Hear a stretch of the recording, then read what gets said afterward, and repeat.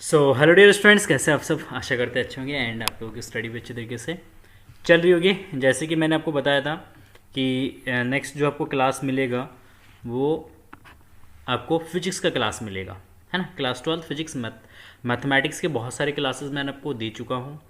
4-5 videos आपको मिल चुके हैं। अब जो है फिजिक्स पढ़ते हैं, फिजिक्स देखते हैं। चैप्टर फर्स्ट है हमारा वैद्युत आवेश एवं वैद्युत क्षेत्र।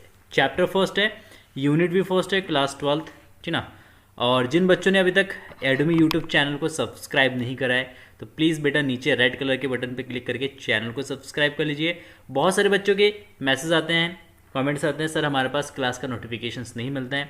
वो इसलिए नहीं मिलता है बेटा क्योंकि आपने नोटिफिकेशंस बेल को नहीं दबाया होता है। तो इसलिए आप नोटिफिकेशंस बेल को भी ज़रूर दबाइएगा ताकि आपको लेटेस्ट वीडियो का नोटिफिकेशंस तुरंत मिल सके और आपसे कोई क्लासेस मिस ना हो। तो अगर आपको ये चैनल पसंद आ रहा है बेटा, कंटेंट्स आपको अच्छे लग रहे हैं तो प्लीज़ शेयर करो अपने दोस्तों के साथ। जैसे ही इस चैनल पे 1000 सब्सक्राइबर कंप्लीट हो जाएंगे हम आप लोगों के लिए लेके आएंगे लाइव क्लासेस, है ना। तो कितने सब्सक्राइबर कंप्लीट होने चाहिए? 1000 सब्सक्राइबर जिस दिन कंप्लीट हो गए बेटा उसके अगले दिन आपका लाइव क्लासेस स्टार्ट हो जाएगा। तो इसलिए अगर आप लाइव क्लासेस का मजा लेना चाहते हो, लुत्फ उठाना चाहते हो, हर एक दोस्त, हर एक फ्रेंड्स, मतलब हर एक सब्सक्राइबर जितनी भी आप हैं, आप 4-4 लोगों को शेयर करो और 4-4 सब्सक्राइबर करवा दो। 200 बच्चे अगर करेंगे 800 हम ऐसे ही पहुंच जाएंगे। 200 ऑलरेडी है तो हमारे कंप्लीट हो जाएंगे 1000 सब्सक्राइबर, ठीक है। तो चैप्टर है फर्स्ट वैद्युत आवेश और वैद्युत क्षेत्र, है ना। वैद्युत आवेश और वैद्युत क्षेत्र के बारे में हमें डिस्कस करना है। तो स्टार्ट करने से पहले थोड़ा सा अगर हम इसके सिलेबस पे नज़र डाल लेते हैं, फिजिक्स के सिलेबस पे, तो आपको पता है क्लास 12 में कितने बुक्स है बेटा? 2 बुक हैं आपके, है ना। कितने बुक्स हैं?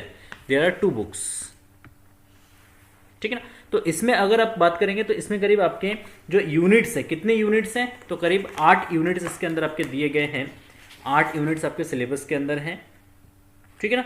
और 8 यूनिट में करीब अगर आप कुमार मित्तल के हिसाब से चलेंगे तो 30 या कितने चैप्टर्स होंगे? 30 या 35 चैप्टर्स होंगे टोटल मिला के। बट हम उसकी बात नहीं करें, हम एनसीईआरटी के अकॉर्डिंग चलेंगे और एनसीईआरटी के अकॉर्डिंग करीब इसमें हमारे कितने यूनिट्स है बेटा? 8 यूनिट्स है, ठीक है ना। सबसे पहला जो हमारा यूनिट्स है वो इलेक्ट्रोस्टैटिक्स है।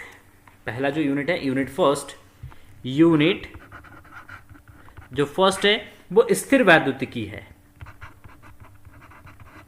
स्थिर वैद्युतिकी, इंग्लिश में इसको बोलते हैं इलेक्ट्रोस्टैटिक्स। क्या बोलते हैं? इलेक्ट्रोस्टैटिक्स बोला जाता है। और इलेक्ट्रोस्टैटिक्स के अंदर देखो, यहां पे इलेक्ट्रोस्टैटिक्स के अंदर हम जो चैप्टर्स पढ़ते हैं ना, कौन कौन से चैप्टर्स पढ़ते हैं? इसके अंदर 2 चैप्टर्स है हमारे। एक तो है वैद्युत आवेश,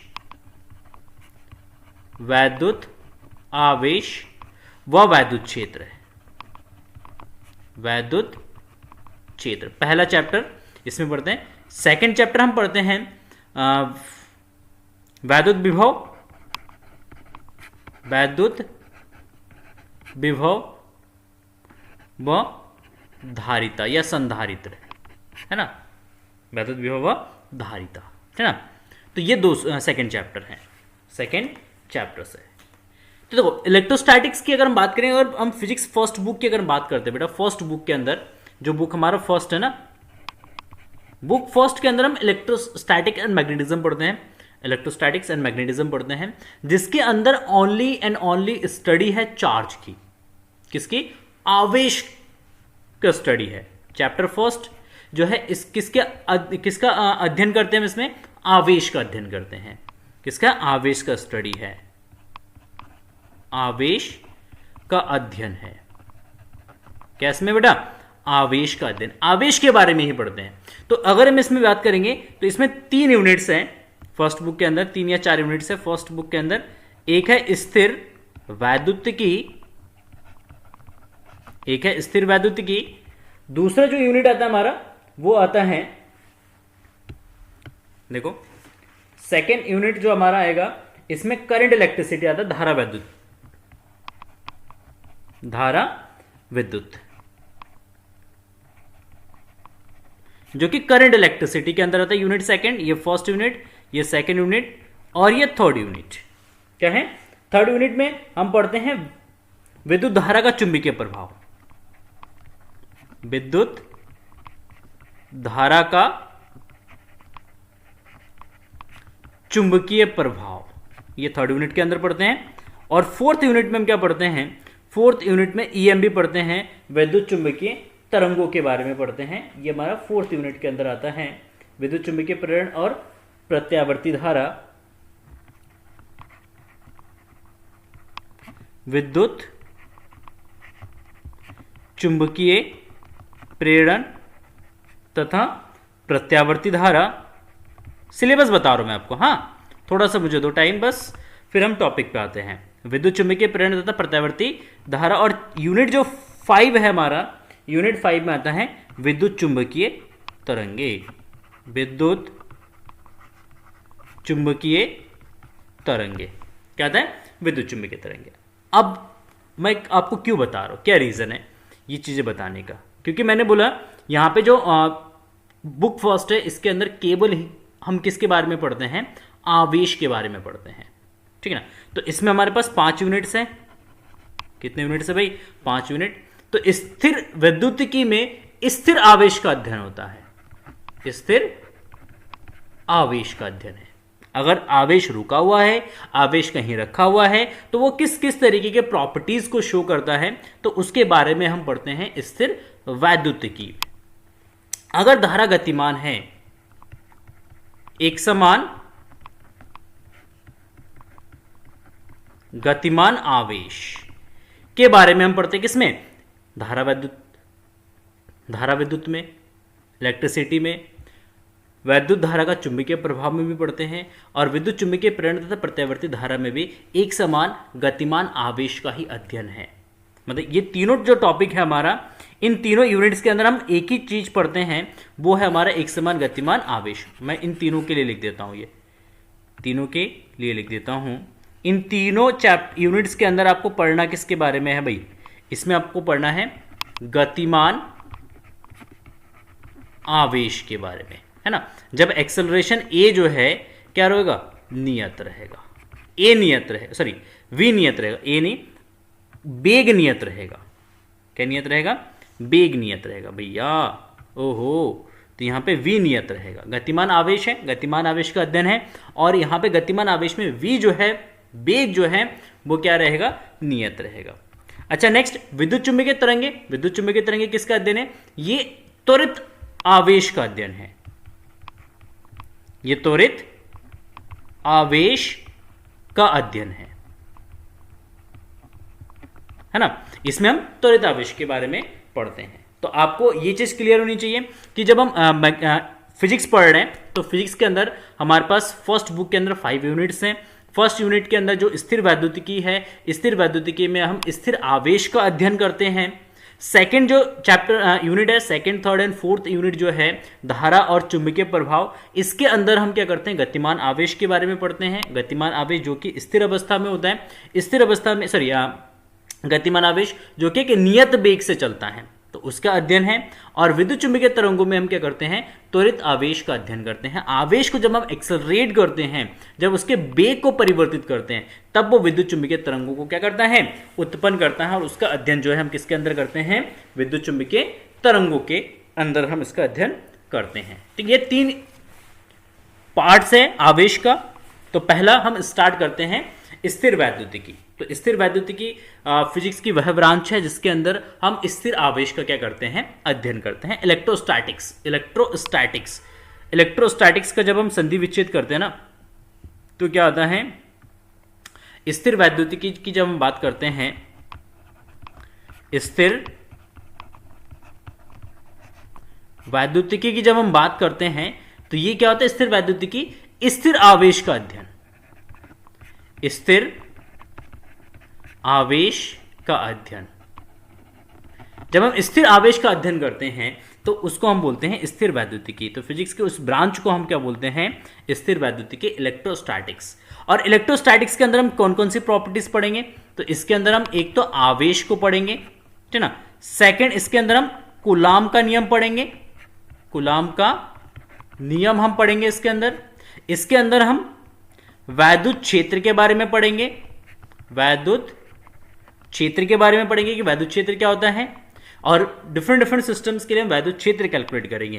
ठीक है ना। उसके बाद पढ़ेंगे वैद्युत विभव पढ़ेंगे, ठीक है ना। और वैद्युत विभव के बाद स्थितिज ऊर्जा, वैद्युत स्थितिज ऊर्जा के बारे में पढ़ेंगे, वैद्युत स्थितिज ऊर्जा के बारे में हम पढ़ेंगे, इसके अंदर हम पढ़ेंगे और लास्ट में संधारित्र के बारे में पढ़ेंगे मेनली, और उसकी जो भी जो प्रॉपर्टीज होती है उसके बारे में हम पढ़ेंगे। तो स्थिर वैद्युति के अंदर आप आवेश के बारे में पढ़ोगे, कूलाम का नियम आएगा, वैद्युत क्षेत्र आएगा, वैद्युत विभव आएगा, वैद्युत द्विध्रुव आएगा, वैद्युत स्थितिज ऊर्जा आएगा और संधारित्र आएगा। अलग अलग कंडीशंस में हम इसके स्टडी करते हैं। इतने मेनली टॉपिक्स और उसके सब टॉपिक्स फिर बनते जाएंगे चैप्टर्स के अंदर, ठीक है। तो चलिए स्टार्ट करते हैं। सबसे पहला पॉइंट लेते हैं हम वैद्युत आवेश, क्योंकि आवेश के बारे में आपको पढ़ना है तो आवेश पता होना चाहिए कि आवेश क्या होता है, आवेश क्या होता है, आवेश किसे कहते हैं।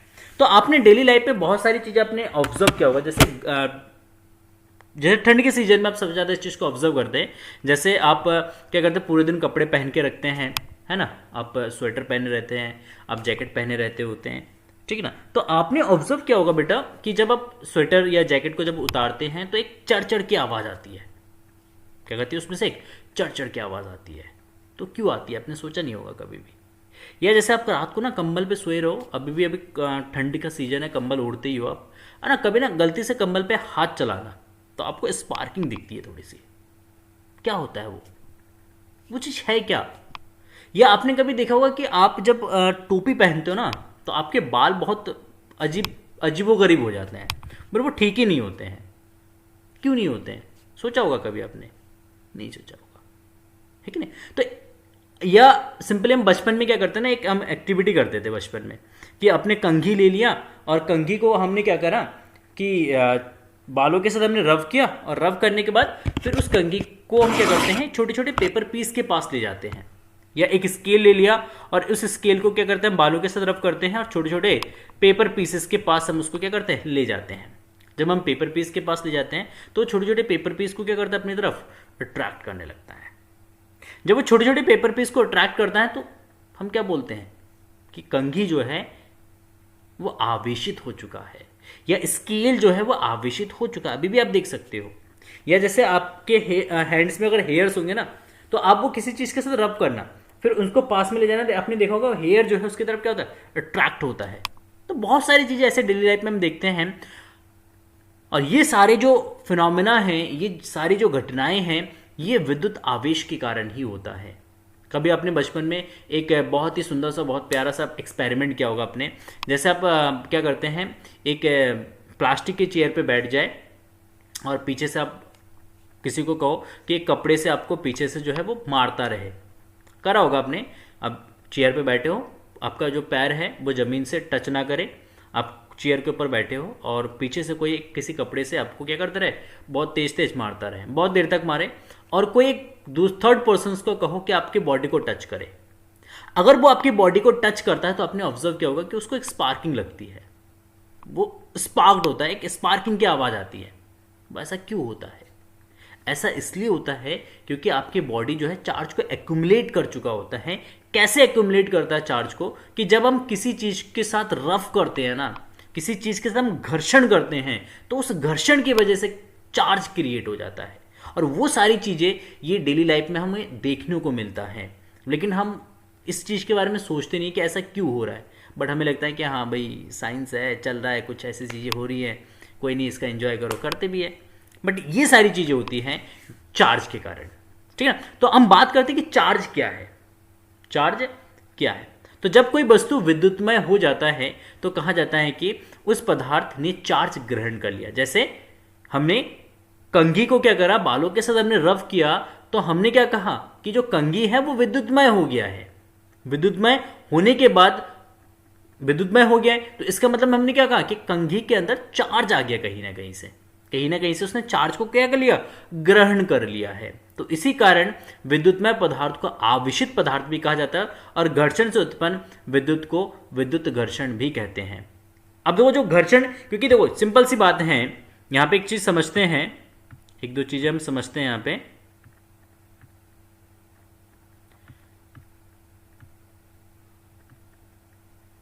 सबसे पहले ना मैं आपको यहां पे आवेश की परिभाषा लिखता हूं, फिर देन आगे धीरे धीरे एक छोटी छोटी चीजें हम समझते जाते हैं। आवेश क्या है? आवेश देखो, डेफिनेटली आवेश को अभी तक परिभाषित नहीं किया गया है कि आवेश क्या है, ना ही हम उसको कभी परिभाषित कर सकते हैं, बट फिर भी हम थोड़ी सी उसको समझने की कोशिश करते हैं कि आवेश क्या है ना। आवेश, डेफिनेशन लिख लो, आवेश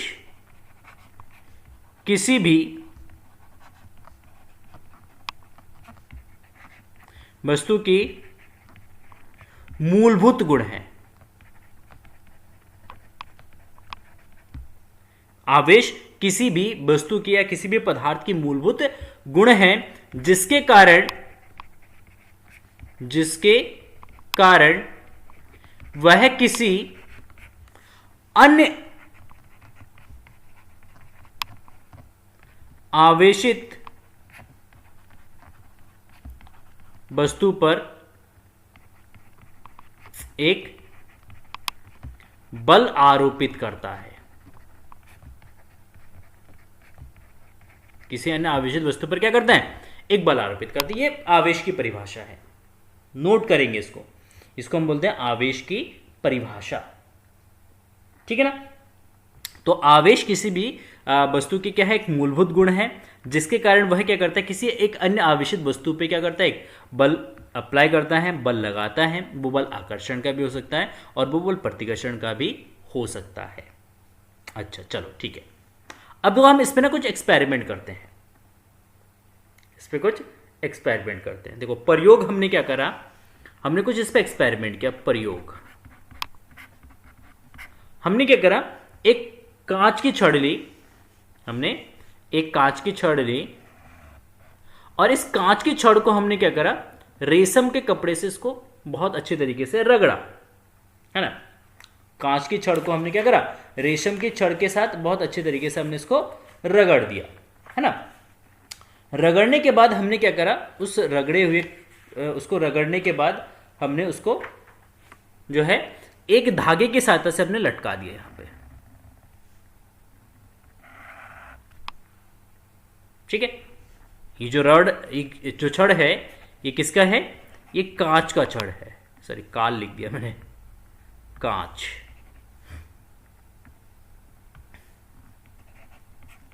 क्या है भाई? कांच की छड़ है और इसको हमने किसके साथ रगड़ा?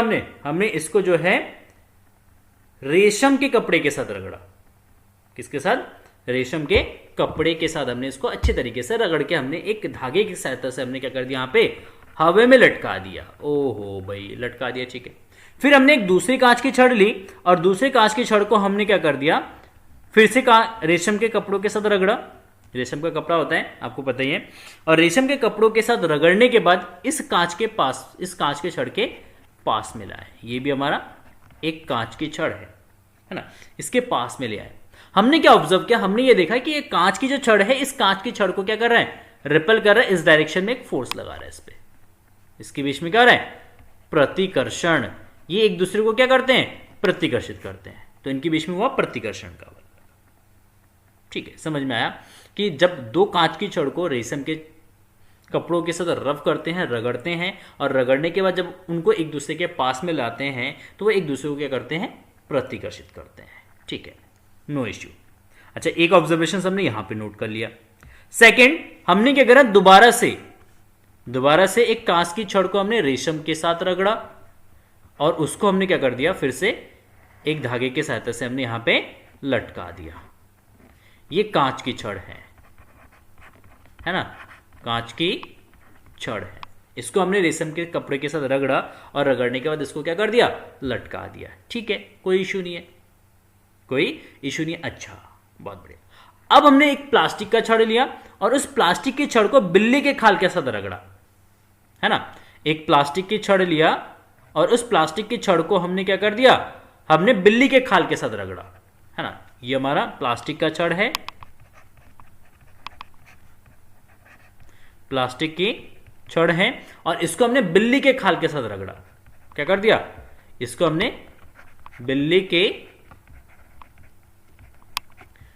खाल से रगड़ा, है ना। इसको बिल्ली के खाल से रगड़ा, और कांच की छड़ को हमने रेशम के कपड़े से रगड़ा,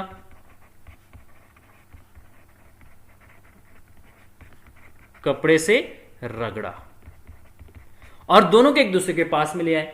जब दोनों को एक दूसरे के पास में लाए तो हमने क्या ऑब्जर्व किया, हमने यहां पे ऑब्जर्व किया कि ये दोनों एक दूसरे को क्या करते हैं, आकर्षित करते हैं। इन दोनों के बीच में क्या हो रहा है, आकर्षण हो रहा है, ये एक दूसरे को आकर्षित करते हैं। ओहो, ये चीज समझ में आया कि जब हम एक प्लास्टिक के छड़ को बिल्ली के खाल के साथ रगड़ते हैं और उसको हम ले जाते हैं एक कांच की छड़ के पास जिसको हमने रेशम के कपड़े के साथ रगड़ा था, जब उसको हमने लटकाया और दोनों को एक दूसरे के पास में ले गए तो हमने देखा कि इन दोनों के बीच में क्या हो रहा है भाई, आकर्षण हो रहा है। ओहो, प्रयोग इंटरेस्टिंग था, प्रयोग इंटरेस्टिंग था। ओके, फिर इसी तरीके से हमने अलग अलग मटेरियल्स में हमने स्टडी किया, बहुत तरीके के पदार्थ पे हमने स्टडी किया। हमने दो ही चीज ऑब्जर्व किया एक्सपेरिमेंट से, दो ही चीज हमें देखने को मिला, या तो वो एक दूसरे को आकर्षित करते हैं या एक दूसरे को वो प्रतिकर्षित करते हैं। इसके अलावा कोई दूसरा या तीसरा फिनोमेना नहीं था, हमें कोई तीसरा फिनोमेना देखने को नहीं मिला। हमने हमेशा यही ऑब्जर्व किया, या तो दोनों चीज एक दूसरे को क्या करते हैं, आकर्षित करते हैं, या एक दूसरे को क्या करते हैं, प्रतिकर्षित करते हैं। तो इस चीज से हमें एक चीज तो ये एक चीज का अनुभव तो ये हुआ कि हाँ, इन नेचर्स कि जब हम किसी वस्तु को रगड़ते हैं तो रगड़ने से कुछ ना कुछ तो इसके अंदर उत्पन्न हो रहा है। क्या उत्पन्न हो रहा है, तो हमने कहा कि ये वस्तु आवेशित हो रहे हैं, इसके अंदर चार्ज आ रहा है। इसके अंदर क्या आ रहा है भाई, इसके अंदर चार्ज आ रहा है। ठीक है, समझ में आ गया कि जब किसी वस्तु को किसी दूसरी वस्तु के साथ क्या करते हैं, आपस में रगड़ते हैं तो रगड़ने से दोनों क्या होते हैं, आवेशित होते हैं। बट अब आवेश कितने प्रकार के होते हैं वो कैसे पता चला हमें, तो हमने देखा कि आकर्षण या प्रतिकर्षण होता है। तो हमने ये आइडिया लगाया कि भाई इन नेचर चार्ज जो है, आवेश जो है वो दो प्रकार के ही होते हैं, दो प्रकार के होते हैं। तो आवेश दो प्रकार के होते हैं, ये सबसे पहले हमें बेंजामिन फ्रैंकलिन ने कहा। बेंजामिन फ्रैंकलिन जो कि एक साइंटिस्ट थे, और उन्होंने सबसे पहले ये हमें बताया, उन्होंने सबसे पहले ये बताया कि आवेश जो है वो दो प्रकार के आवेश होते हैं, एक धनावेश होता है और एक ऋणावेश होता है। तो बेंजामिन फ्रैंकलिन भाई साहब जो थे हमारे, वो आए यहाँ पे और 1970 के दशक में उन्होंने ये बताया कि आवेश क्रमशः दो प्रकार के होते हैं, एक पॉजिटिव चार्ज होता है और एक नेगेटिव चार्ज होता है। मतलब दो ही तरीके के आवेश पॉसिबल है, एक धनावेश और एक हमारा ऋणावेश। इसके अलावा कोई तीसरा आवेश इन नेचर्स एग्जिस्ट नहीं करता है। तो सबसे पहली बात यहाँ पे कि अगर धनावेश और ऋणावेश के बारे में हम पढ़ते हैं तो सबसे पहले इसका कॉन्सेप्ट किसने दिया था, धनावेश और ऋणावेश का कॉन्सेप्ट किसका था, बेंजामिन फ्रैंकलिन का था। बेंजामिन फ्रैंकलिन ने ही सबसे पहले इन्होंने एक्सपेरिमेंटली ये बताया, बहुत सारे एक्सपेरिमेंट किया उन्होंने, बहुत सारे, ऐसे नहीं थ्योरेटिकली बता दिया, उन्होंने बहुत सारे एक्सपेरिमेंट किया, अलग अलग वस्तु पर उन्होंने एक्सपेरिमेंट किया, और एक्सपेरिमेंट करने के बाद जो रिजल्ट निकल के आया लास्ट में उन्होंने यही कैलकुलेट किया कि आवेश दो प्रकार के होते हैं, एक धनावेश होता है और एक ऋणावेश होता है। भाई अब बात हुई यहाँ पे कि अब किसको धनावेश मानेंगे, किसको ऋणावेश मानेंगे, क्योंकि हम बात करें 1750 की, कब बात करें हम 1750 की। 1750 में हमारे पास ना तो हमें पता था कि पदार्थ के अंदर इलेक्ट्रॉन होता है, ना प्रोटॉन होता है, ना न्यूट्रॉन होता है। 1750 में हम ये मानते थे कि परमाणु अविभाज्य है, परमाणु के अंदर कोई पदार्थ, कोई कण नहीं होता है, परमाणु जो है वो हमारा किसी भी पदार्थ का वो सूक्ष्मतम इकाई है जिसको हम और डिवाइड नहीं कर सकते। तो इसलिए 1750 में हमारे पास इलेक्ट्रॉन और प्रोटॉन का कोई कॉन्सेप्ट नहीं था, हमें नहीं पता था कि पदार्थ के अंदर इलेक्ट्रॉन और प्रोटॉन होता है।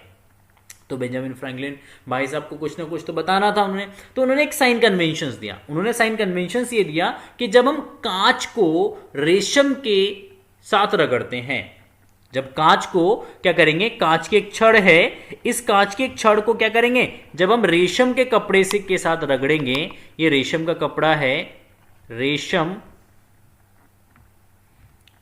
रेशम के कपड़े के साथ जब हम इसको रगड़ेंगे भाई, तो कांच पे जो आवेश होगा उसको उन्होंने क्या बोला कि ये धनावेश है। उन्होंने बोला कि इस पे धनावेश आएगा। ये रेशम का कपड़ा है, ये हमारा कांच की छड़ है, जब हम इन दोनों को आपस में क्या करेंगे, रगड़ेंगे, तो बेंजामिन फ्रैंकलिन भाई साहब ने क्या कहा, बेंजामिन फ्रैंकलिन भाई साहब ने कहा कि कांच पे जो आवेश आएगा वो धनावेश आएगा और रेशम पे जो आवेश आएगा वो ऋणावेश आएगा। रेशम का जो कपड़ा है वो कैसा हो जाएगा, वो ऋणावेशित हो जाएगा, और कांच जो है वो धनावेशित हो जाएगा। तो यहां से एक कन्वेंशन बना, यहां से क्या बना, एक कन्वेंशन बना धन और ऋणावेश का। कोई लॉजिक नहीं था, ये जो कन्वेंशन था ये आधारहीन था, ये आधारहीन था, इसका कोई आधार नहीं था, लॉजिक नहीं था, विदाउट लॉजिकल्स। उन्होंने बस इतना बता दिया कि कांच की छड़ को जब हम रेशम के कपड़े के साथ रगड़ेंगे तो रेशम पे ऋणावेश आएगा, कांच पे धनावेश आएगा। क्यों आएगा, क्या रीजन है, बेंजामिन फ्रैंकलिन भाई साहब ने इसके बारे में कुछ नहीं बताया। और यही कन्वेंशंस पूरा हिस्ट्री चेंज कर दिया। इसी कन्वेंशन ने पूरी हिस्ट्री को बदल दिया। ये जो पूरा कन्वेंशन था इसने पूरा इतिहास बदल दिया, पूरा फिजिक्स बदल दिया इसने। क्यों बदल दिया, क्योंकि बात कर रहे हैं हम 1750 के। 1750 में इलेक्ट्रॉन प्रोटॉन्स के बारे में बिल्कुल भी नहीं पता था। इलेक्ट्रॉन प्रोटॉन डिस्कवर कब हुए, इलेक्ट्रॉन करीब 19 सेंचुरीज के स्टार्टिंग में, मतलब 1893 या 97 के अराउंड इलेक्ट्रॉन डिस्कवर हुए थे। और उसके बाद 1900 करीब कितने 12-13 में जो है प्रोटॉन डिस्कवर हुए, और उसके बाद 1930-35 में जाके करीब आपके न्यूट्रॉन डिस्कवर्ड हुए थे। तो 19 सेंचुरीज या 19 सेंचुरीज के एंड में एंड 20 सेंचुरीज के फर्स्ट में जाके इलेक्ट्रॉन प्रोटॉन न्यूट्रॉन डिस्कवर्ड हुए थे। उससे पहले हमें इलेक्ट्रॉन प्रोटॉन न्यूट्रॉन के बारे में नहीं पता था। और इसी कन्वेंशंस के आधार पर, ये जो कन्वेंशंस इन्होंने बेंजामिन फ्रैंकलिन भाई साहब ने दिए हमें, और इसी आधार पे इलेक्ट्रॉन पे जो आवेश आया वो नेगेटिव आवेश आया, और प्रोटॉन पे जो आवेश आया वो पॉजिटिव आवेश आया। और इसने बहुत ज़्यादा फिजिक्स में एक कंफ्यूजन क्रिएट किया, क्योंकि इलेक्ट्रॉन ऐसा सब्सटेंसेस, ऐसा इलेक्ट्रॉन ऐसा पार्टिकल्स है जिसकी वजह से ही चार्ज पॉसिबल है। अगर बेंजामिन फ्रैंकलिन भाई साहब अगर हमसे कह जाते कि कांच पे नेगेटिव आवेश आएगा, रेशम पे पॉजिटिव आवेश आएगा, धनावेश आएगा, तो आज के समय में इलेक्ट्रॉन पे धनावेश होता, प्रोटॉन पे ऋणावेश होता। क्या कह के जाते, बस वो एक बार बस पेन ये चला देते कि कांच पे ऋणावेश और रेशम पे धनावेश आएगा, तो आज इलेक्ट्रॉन पॉजिटिव होता है और प्रोटॉन नेगेटिव होता। और जो भी एक डायरेक्शन का या साइन कन्वेंशंस का कंफ्यूजन फिजिक्स के अंदर क्रिएट होता है वो बहुत काफ़ी हद तक सॉल्व हो जाता। कंफ्यूजन क्रिएट नहीं होता, बट नेगेटिव चार्ज की वजह से कंफ्यूजन क्रिएट होता है, क्योंकि 1917 के बाद से इलेक्ट्रोस्टैटिक्स पूरी की पूरी बन गई थी। एक इंटरेस्टिंग फैक्ट आपको बताता हूँ यहाँ पे। इंटरेस्टिंग फैक्ट ये था कि 19 सेंचुरीज में आपके इलेक्ट्रॉन प्रोटॉन डिस्कवर्ड हुए। 19 सेंचुरी से पहले, मतलब 19वीं शताब्दी से पहले या 20वीं शताब्दी के पहले आप बोल सकते हो, 20वीं शताब्दी के पहले इलेक्ट्रोस्टैटिक एंड मैग्नेटिज्म पूरी तरीके से बनके तैयार हो चुका था। मतलब उसके अंदर जितने भी लॉज है, चाहे वो कूलॉम का नियम पढ़ेंगे, चाहे आप वो क्या कहते हैं एम्पियर्स का नियम पढ़ेंगे, गॉसेस थ्योरम पढ़ेंगे, जितने भी लॉज इसके अंदर बने थे वो 20वीं शताब्दी से पहले बन चुके थे। और तब तक हमें पता ही नहीं था किसी वस्तु के अंदर आवेश क्यों आता है। मतलब कहने का मतलब मेरा यह है कि आवेश के सोर्स को जाने बिना, आवेश के स्रोत को जाने बिना हमने पूरी की पूरी इलेक्ट्रोस्टैटिक्स, इलेक्ट्रोमैग्नेटिज्म पूरा बना दिया था। हमने इलेक्ट्रोमैग्नेटिज्म के जितने भी रूल्स थे वो सब बन चुके थे, बट हमें अभी भी ये नहीं पता था कि आवेश भाई आखिर उत्पन्न कैसे होता है, आवेश आता कहां से है, उसका ओरिजिन क्या है, ये बिल्कुल भी नहीं पता था।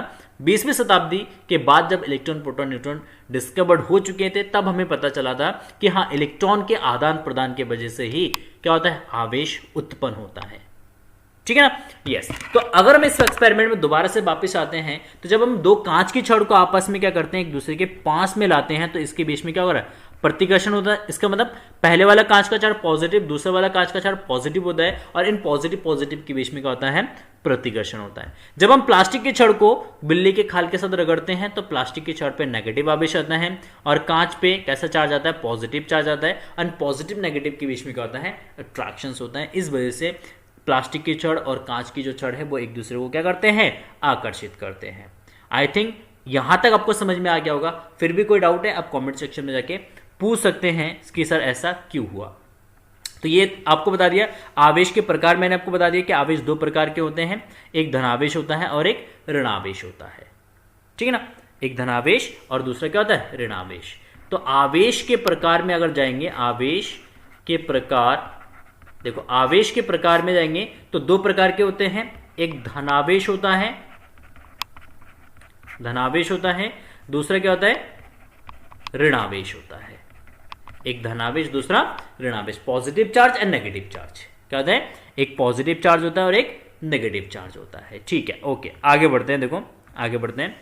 अब समान प्रकार के आवेश एक दूसरे को प्रतिकर्षित करते हैं और विपरीत प्रकार के आवेश क्या करते हैं, एक दूसरे को आकर्षित करते हैं। मतलब पॉजिटिव पॉजिटिव के बीच में आपका क्या होगा, पॉजिटिव पॉजिटिव के बीच में या नेगेटिव नेगेटिव के बीच में क्या होगा, प्रतिकर्षण होगा। इसका मतलब यही है कि पॉजिटिव पॉजिटिव एक दूसरे को प्रतिकर्षित करते हैं, नेगेटिव नेगेटिव एक दूसरे को आकर्षित, सॉरी नेगेटिव नेगेटिव भी प्रतिकर्षित करते हैं, बट पॉजिटिव नेगेटिव एक दूसरे को क्या करते हैं, आकर्षित करते हैं। जो पॉजिटिव और नेगेटिव होंगे ये एक दूसरे को क्या करेंगे भाई, ये आकर्षित करते हैं। ओहो भाई, गजब गजब। पॉजिटिव नेगेटिव के बीच में क्या होता है, आकर्षण होता है। ओह बहुत बढ़िया बहुत बढ़िया बहुत बढ़िया, मजा आ गया। ठीक है, देखो अब घर्षण द्वारा उत्पन्न आवेशों में निम्नलिखित दो बातें पाई जाती हैं। जब हम किसी चीज को रगड़ने के बाद रगड़ के उसके अंदर हम क्या करते हैं, आवेश उत्पन्न करते हैं। दोनों के घर्षण से जब हम आवेश उत्पन्न करते हैं तो उसके अंदर क्या क्या प्रॉपर्टीज होती हैं, कौन सी दो बातें हैं वो देख लेते हैं। तो धनावेश और ऋणावेश समान उत्पन्न होते हैं। स्पष्ट है कि दो वस्तुओं को रगड़ने पर दोनों पर विपरीत प्रकार के आवेश समान उत्पन्न होते हैं। जब हम दोनों चीज को आपस में क्या करेंगे बेटा, रगड़ेंगे, तो रगड़ने से क्या होगा, जितना ए पे पॉजिटिव, जैसे मान लो हमने दो वस्तुएं लिए, एक वस्तु लिए ए और एक वस्तु लिए हमने बी, है ना। इन दोनों को आपस में हमने रगड़ा, आपस में बहुत अच्छी तरीके से रगड़ा, रब किया हमने।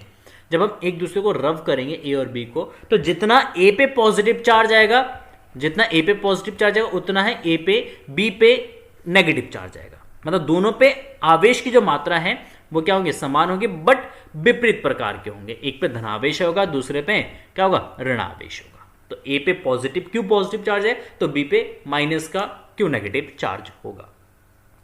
और अगर हम बात करेंगे तो वस्तु को जब आप क्या करोगे, रफ करोगे ना, आपस में रगड़ोगे, तो उस केस में क्या होगा कि जब उसमें आवेश उत्पन्न होंगे तो बराबर मात्रा में उत्पन्न होंगे। तो एक साथ उत्पन्न हुए धन और ऋणावेश बराबर होते हैं। किसी वस्तु के आवेशित होने की वास्तविक पहचान उसमें क्या होता है, आकर्षण का होता है। अगर दो वस्तुएं आपस में क्या करते हैं, आकर्षित करते हैं, तो आप नहीं बता सकते हो कि वो उस पर आवेश है। मैग्नेट भी एक दूसरे को क्या करते हैं, आकर्षित करते हैं। मैग्नेटिक वो भी सकता है ना। तो दो वस्तुओं के आकर्षण से, सॉरी, दो वस्तुएं आवेशित है, ये किस तरीके से पहचान करोगे, या वस्तु आवेशित है किस तरीके से पहचान करोगे, जब वह प्रतिकर्षण करेगा। जैसे मान लो ए पे एक चार्ज है, ए वस्तु ये आवेशित है, आप कैसे पहचान करोगे, ए वस्तु आवेशित है। तो अगर ए वस्तु आवेशित है, इसके पास में एक बी वस्तु को लाते हो, इसके पास में बी वस्तु को लाते हो, तो अगर इन दोनों के बीच में क्या होता है, प्रतिकर्षण होता है। बी जो है ए को प्रतिकर्षित करता है। अगर बी ए को प्रतिकर्षित करेगा तो उस केस में हम क्या बोलेंगे कि दोनों पे आवेश है।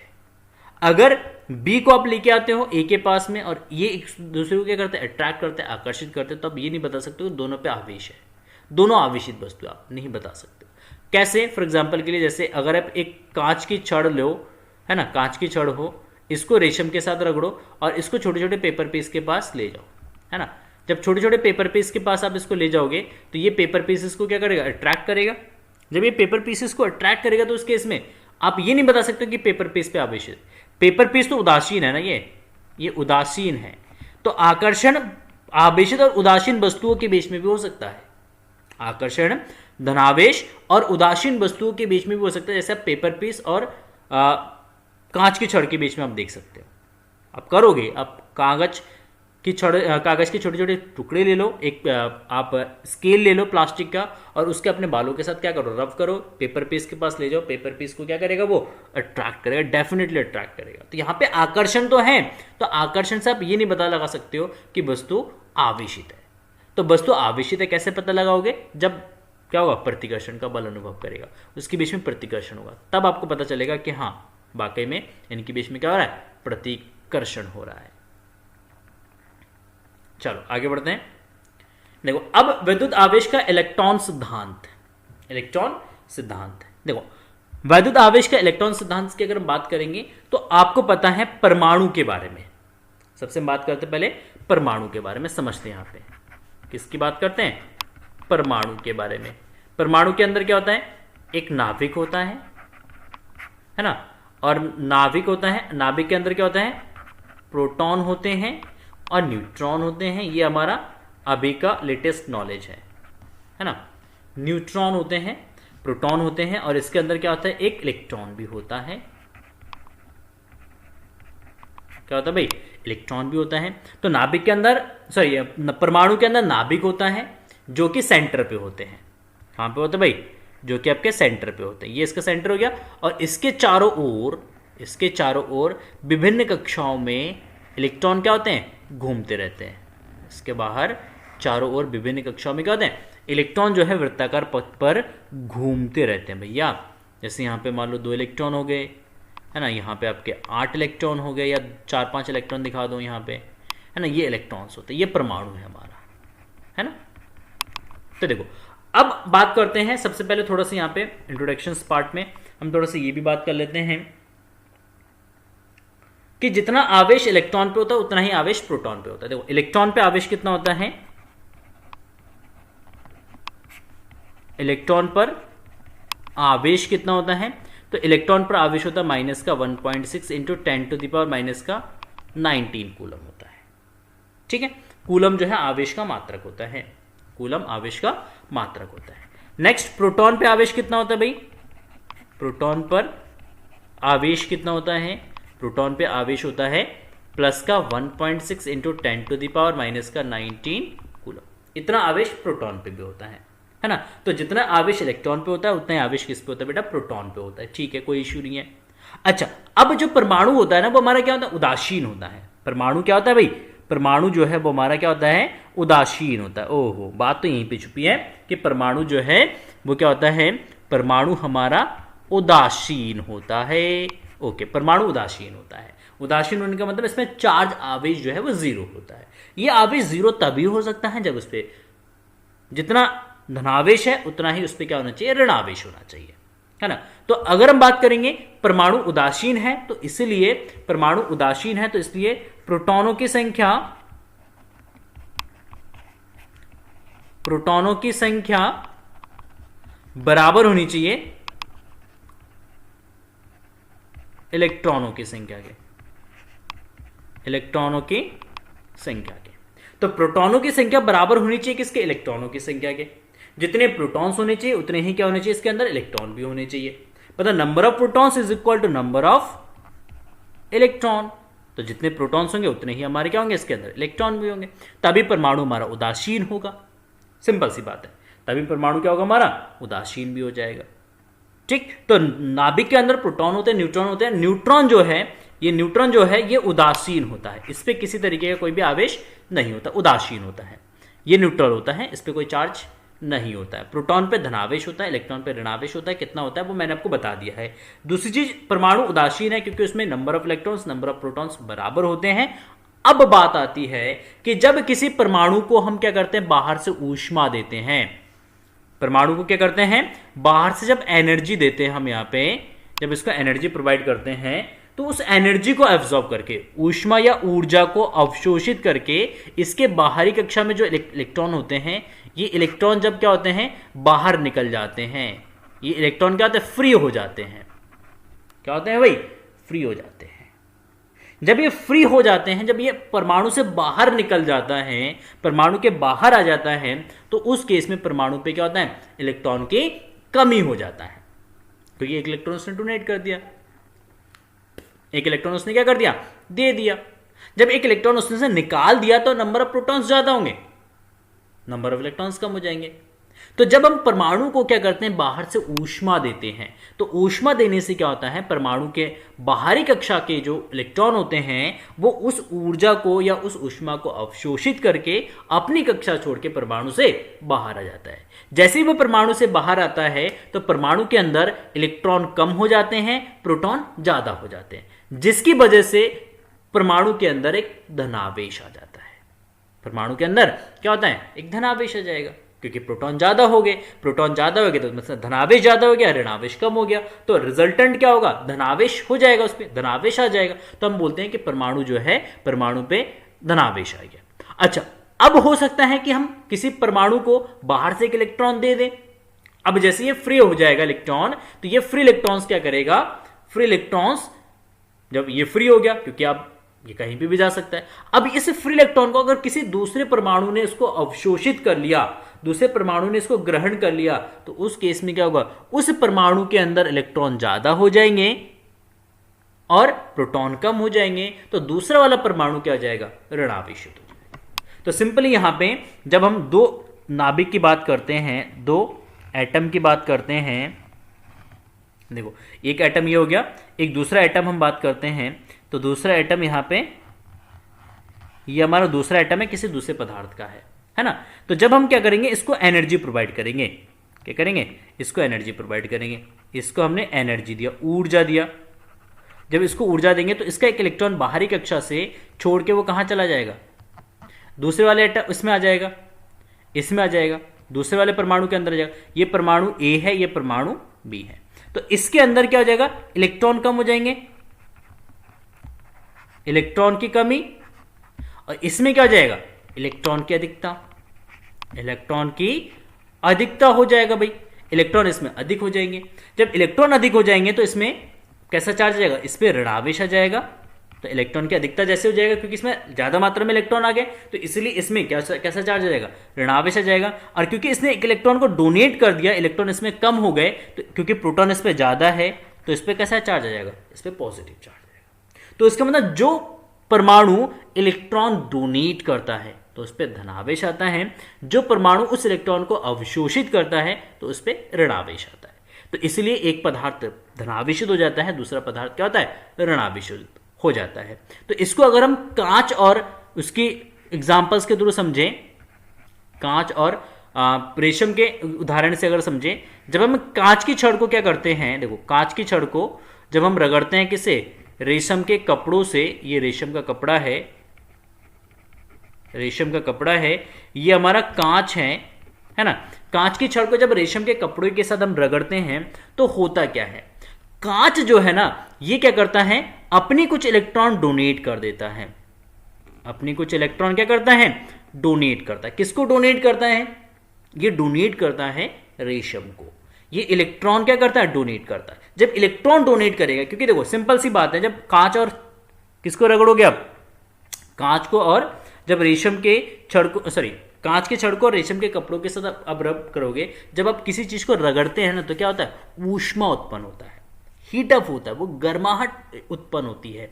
तो जब कांच और रेशम को रगड़ोगे तो क्या होगा, हीट प्रोड्यूस होगा, उसी हीट को एब्जॉर्ब करेगा कांच का परमाणु, और कांच के परमाणु उसी ऊष्मा का क्या करेगा, अवशोषित करेगा, और अपने इलेक्ट्रॉन को क्या कर देगा, डोनेट कर देगा। तो उसमें से इलेक्ट्रॉन निकल जाएगा, क्योंकि इलेक्ट्रॉन निकल गया वो कहीं ना कहीं जाएगा, तो रेशम क्या करेगा, उन इलेक्ट्रॉन्स को एक्सेप्ट करेगा, उस इलेक्ट्रॉन को वो ग्रहण कर लेगा। जैसे ही वो ग्रहण करेगा तो सिंपली रेशम पे इलेक्ट्रॉन ज्यादा हो जाएंगे, कांच पे इलेक्ट्रॉन क्या हो जाएंगे, कम हो जाएंगे। तो इसलिए कांच पे जो आवेश आएगा वो कैसा आवेश आ जाएगा, वो धनावेश आ जाएगा, और रेशम पे जो आवेश आ जाएगा वो कैसा आवेश आएगा, वो हमारा ऋणावेश आ जाएगा, ये हमारा ऋणावेशित हो जाएगा। तो रेशम हमारा ऋणावेशित हो जाता है, कांच जो है हमारा धनावेशित हो जाता है। क्यों, क्योंकि कांच अपने इलेक्ट्रॉन को डोनेट करता है, किसको, रेशम को। तो ये जो फिनोमेना यहां पे जो मैंने आपको समझाया है, दैट इज कॉल्ड इलेक्ट्रॉनिक सिद्धांत या इलेक्ट्रॉन सिद्धांत। इसको इलेक्ट्रॉन सिद्धांत बोलते हैं, और इसे इलेक्ट्रॉन सिद्धांत की हेल्प से हम समझा सकते हैं कि कोई भी पदार्थ धनावेशित क्यों होता है या कोई पदार्थ ऋणावेशित क्यों होता है। ठीक है, चलो बहुत बढ़िया। इसमें तो इसी का एक्सप्लेनेशन यही है कि अतः किसी वस्तु का धनावेशित होना उनके परमाणु में इलेक्ट्रॉन की कमी को तथा ऋणावेशित होना इलेक्ट्रॉन की अधिकता को प्रदर्शित करता है। इसका मतलब इलेक्ट्रॉन अगर ज्यादा है तो उस पर ऋणावेश आ जाएगा, अगर इलेक्ट्रॉन की कमी है, इलेक्ट्रॉन अगर उसके अंदर क्या है, कम है, तो इसका मतलब वो किसको शो करेगा, वो धनावेश को शो करेगा, है ना। इलेक्ट्रॉन की अधिकता यहां पे है, इलेक्ट्रॉन की अधिकता है तो उसका मतलब उस पर ऋणावेश जाता होगा, सिंपल सी बात है। ठीक है, तो क्योंकि किसी वस्तु में धनावेश और ऋणावेश होने की क्रिया इलेक्ट्रॉनों के स्थानांतरण से ही समझाई जा सकती है, अतः इलेक्ट्रॉन परमाणु से सुगमता से अलग भी किया जा सकता है, प्रोटॉन नहीं। अतः किसी वस्तु के आवेशित होने के लिए इलेक्ट्रॉन ही उत्तरदायी होता है, प्रोटॉन नहीं। ये भी एक लाइन है, इसको भी आप समझ लो कि जब किसी पदार्थ को आवेशित करते हैं तो आवेशित होने के लिए रिस्पॉन्सिबल कौन है, कौन रिस्पॉन्सिबल है, इलेक्ट्रॉन रिस्पॉन्सिबल है, प्रोटॉन नहीं है। प्रोटॉन को आप नहीं निकाल सकते भैया, प्रोटॉन ने तो अपनी जगह स्थिर कर ली, उसको तो प्रोटॉन ने अपनी जगह नाभिक के अंदर स्थिर कर लिया, पर उसमें से निकालना भी है प्रोटॉन को, बहुत ज़्यादा एनर्जी की ज़रूरत पड़ेगी, बहुत ज़्यादा ऊष्मा की ज़रूरत पड़ेगी, बहुत ज़्यादा ऊर्जा की ज़रूरत पड़ेगी, उतना ऊर्जा हम नहीं दे पाएंगे उसको आवेशित करने के लिए। तो इसलिए इलेक्ट्रॉन को आसानी से हम क्या कर सकते हैं, परमाणु से निकाल भी सकते हैं और परमाणु को दे भी सकते हैं, क्योंकि इलेक्ट्रॉनों का स्थानांतरण बहुत आसानी से हो सकता है। तो इसलिए हम बोल सकते हैं कि आवेशित होने के लिए अगर किसी वस्तु को आवेशित करते हैं तो उसके लिए रिस्पॉन्सिबल कौन होता है, इलेक्ट्रॉन होता है। इलेक्ट्रॉन के एक्सचेंज से ही सब कुछ होता है। तो इलेक्ट्रिसिटी में, इलेक्ट्रोस्टैटिक्स या इलेक्ट्रिसिटी में इलेक्ट्रॉन का ही सबसे इंपॉर्टेंट रोल है भैया, प्रोटॉन का रोल नहीं है। इलेक्ट्रॉन ही यहां पे बादशाह है भाई, इलेक्ट्रॉन ही यहां पे क्या है, बादशाह है, क्योंकि इलेक्ट्रॉन ही सब कुछ दिखाता है, चाहे वो करंट है, चाहे वो आवेश है, चाहे वो मैग्नेटिक इफेक्ट्स हैं, चाहे वो आपका इलेक्ट्रोमैग्नेटिक वेव्स है, वो सब कुछ इलेक्ट्रॉन ही करता है, इलेक्ट्रॉन ही रिस्पॉन्सिबल है सब चीज के लिए। ठीक है, तो ये चीज आपको समझ में आ गया होगा, electron theory of electric charge. चलो अब बढ़ते हैं थोड़ा सा इसकी प्रॉपर्टीज की तरफ। ये चीज आपको समझ में आ गया।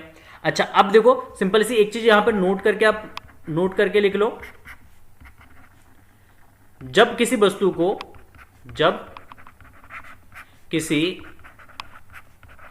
वस्तु को आवेशित करते हैं, आवेशित करते हैं तो उसका द्रव्यमान भी परिवर्तित होता है, परिवर्तित होता है ना। उसका द्रव्यमान भी क्या होगा, परिवर्तित होगा, सिंपल सी बात है। द्रव्यमान भी चेंज होगा, ऐसे नहीं कि हमने कोई सी वस्तु को आवेशित कर दिया तो उसका द्रव्यमान पे कोई इफेक्ट नहीं पड़ेगा, पड़ेगा, नेग्लिजिबल होगा, बट इफेक्ट पड़ेगा। अगर आप माइक्रोस्कोपिक लेवल पे चले जाकर अगर देखोगे तो उसका द्रव्यमान भी परिवर्तित होगा, ठीक ना। तो पहला, धनावेशित वस्तु का द्रव्यमान क्या होता है, घटता है। जो धनावेशित वस्तुएं होती हैं उनका द्रव्यमान क्या होता है भाई, उनका द्रव्यमान घटता है। और ऋणावेशित वस्तु का द्रव्यमान बढ़ता है। आप पूछोगे सर ऐसा क्यों, ऐसा क्यों? तो देखो ऐसा इसलिए है क्योंकि जब देखो हमारे पास दो वस्तु है, एक वस्तु है ए और एक वस्तु है हमारा क्या है, बी है। ये दो वस्तु है, वस्तु ए और वस्तु बी, ठीक ना। वस्तु ए और बी में जब हम क्या करेंगे, वस्तु ए और बी को जब हम रगड़ेंगे ना आपस में, जब इनको क्या करा जाएगा, रगड़ा जाएगा। ओहो भाई, रगड़ो अच्छे से। जब इनको रगड़ते हैं आपस में, क्या करते हैं, ए और बी को रगड़ते हैं, तो मान लेते हैं, माना ए ने बी को क्या कर दिया, इलेक्ट्रॉन ट्रांसफर कर दिया। ए ने बी को क्या कर दिया भाई, इलेक्ट्रॉन ट्रांसफर कर दिया। ओहो, ये तो गजब हो गया भाई, है ना। इसने इसको क्या कर दिया, इलेक्ट्रॉन डोनेट कर दिया, इलेक्ट्रॉन का स्थानांतरण हो गया। तो ए में क्या हो जाएगा, इलेक्ट्रॉन कम हो जाएंगे, ए में इलेक्ट्रॉन की कमी हो जाएगा, और बी में क्या होगा, इलेक्ट्रॉन की अधिकता। अच्छा, ए बी में कैसा चार्ज आ जाएगा, नेगेटिव चार्ज आ जाएगा। ओके ठीक है, ए में कैसा चार्ज आएगा, पॉजिटिव चार्ज आ जाएगा। ए में कैसा चार्ज आएगा, पॉजिटिव चार्ज। तो होगा क्या, अब देखो, क्योंकि इलेक्ट्रॉन का द्रव्यमान होता है, इलेक्ट्रॉन का द्रव्यमान कितना होता है, इलेक्ट्रॉन का द्रव्यमान कितना होता है, 9.1 गुणा 10 की घात -31 kg। तो इसका मतलब अगर एक इलेक्ट्रॉन ट्रांसफर हुआ, अगर एक इलेक्ट्रॉन ट्रांसफर हुआ, तो इसका मतलब क्या हुआ कि ए से बी में इतना द्रव्यमान स्थानांतरित हो गया। ए से बी में इतना द्रव्यमान क्या हो गया, स्थानांतरित हो गया। बिल्कुल, इतना द्रव्यमान क्या हो जाएगा, स्थानांतरित हो जाएगा। तो इसका मतलब ए में से द्रव्यमान किस में ट्रांसफर हुआ, बी में ट्रांसफर हुआ। तो ए का द्रव्यमान क्या हो जाएगा, इसका द्रव्यमान एम क्या हो जाएगा, कम हो जाएगा। एम का मतलब क्या, द्रव्यमान, और इसमें बी में क्या हो जाएगा, एम बढ़ जाएगा। एम क्या हो जाएगा, बढ़ जाएगा। तो इसलिए धनावेशित जो वस्तु होती है उसका द्रव्यमान कम होता है, क्योंकि वो इलेक्ट्रॉन चला जाता है। जब इलेक्ट्रॉन जाता है तो अपने साथ 9.1 गुणा 10 की घात -31 kg द्रव्यमान लेके जाता है, क्योंकि बी ने जो ऋणावेशित वस्तु है, ऋणावेशित वस्तु ने इलेक्ट्रॉन को क्या करा, एब्जॉर्ब किया। जब उसने इलेक्ट्रॉन को एब्जॉर्ब किया तो इसका मतलब क्या हुआ, इसका मतलब कि उसने द्रव्यमानों को भी ग्रहण किया है। तो वहां पे द्रव्यमान क्या हो जाता है आपका, बढ़ जाता है। ठीक है, तो ये चीज भी आपको एक नोटेड पॉइंट था, ये चीज भी मैंने आपको बता दिया। बाकी इसकी जो प्रॉपर्टीज है कल डिस्कस करते हैं। आवेश का संरक्षण, फिर आवेश का क्वांटम सिद्धांत, फिर कूलाम का नियम, है ना। ये पॉइंट्स हम कल के लेक्चर्स में डिस्कस करेंगे। कूलाम का नियम ये बेसिक था, थोड़ा सा इंट्रोडक्शन पार्ट था, तो आई थिंक आपको ये सारी चीज़ें समझ में आ गया होगा। फिर भी किसी पॉइंट्स में कहीं दिक्कत है, कोई डाउट है, तो आप कमेंट सेक्शन में आके ज़रूर पूछ सकते हैं, ठीक है ना। मैं आपको रिप्लाई ज़रूर दे दूंगा। अगर आपको वीडियो पसंद आए तो प्लीज़ वीडियो को लाइक कर देना, अपने दोस्तों के साथ शेयर ज़रूर कर देना। और मैथ के अगर आप स्टूडेंट्स हैं, मैथ भी अगर आप पढ़ना चाहते हैं तो मैथ के प्लेलिस्ट का लिंक डिस्क्रिप्शन में मैंने दे रखा है, आप जाके विजिट करिएगा। बाकी फिजिक्स के अदर वीडियोस के लिंक को भी मैं डिस्क्रिप्शन में दे दूंगा, तो आप डिस्क्रिप्शन जरूर चेक करिएगा हर एक वीडियोस का, क्योंकि उसमें आपको वीडियोस मिल जाएंगे। अगर आपको फिर भी वीडियोस नहीं मिलते हैं तो आप यूट्यूब में जाएं, सर्च करें कूलाम का नियम और आगे डाल दे एडुमी। कोई भी टॉपिक्स, कोई भी चैप्टर्स, कोई भी नेम डाल के आप आगे डाल दे एडुमी। क्या डालना है भाई, एडुमी। एडुमी जैसे आप डालोगे, एडुमी डालोगे तो आपको वीडियो टॉप पे मिल जाएगा। तो अगर आपको मेरा वीडियो पसंद आता है, वीडियो आपको नहीं मिल रहा सर्च करके, तो आपको जस्ट जैसे आपको मान लो एक्सरसाइज 2.1 के वीडियोस देखने हैं, तो आप डाल दो एक्सरसाइज 2.1 क्लास 12, आगे डाल दो एडुमी, टॉप पे आपको वीडियोस मिलेंगे सारे। ठीक है, तो इस तरीके से आप वीडियो सर्च करके भी देख सकते हैं। बाकी मिलते हैं ऐसी इंटरेस्टिंग एंड वंडरफुल सेशन के साथ। ठीक, तब तक के लिए आप स्टडी करो, सीखो, लर्निंग प्रोसेस पे काम करो और अच्छे अच्छे कंटेंट्स को कंज्यूम करो, रिवाइज करो, और कोई भी डाउट्स है तो अपने डाउट्स को क्लियर करते रहो। चलिए मिलते हैं ऐसे एक इंटरेस्टिंग एंड जानकारीपूर्ण वीडियो के साथ। तब तक के लिए जय हिंद, जय भारत।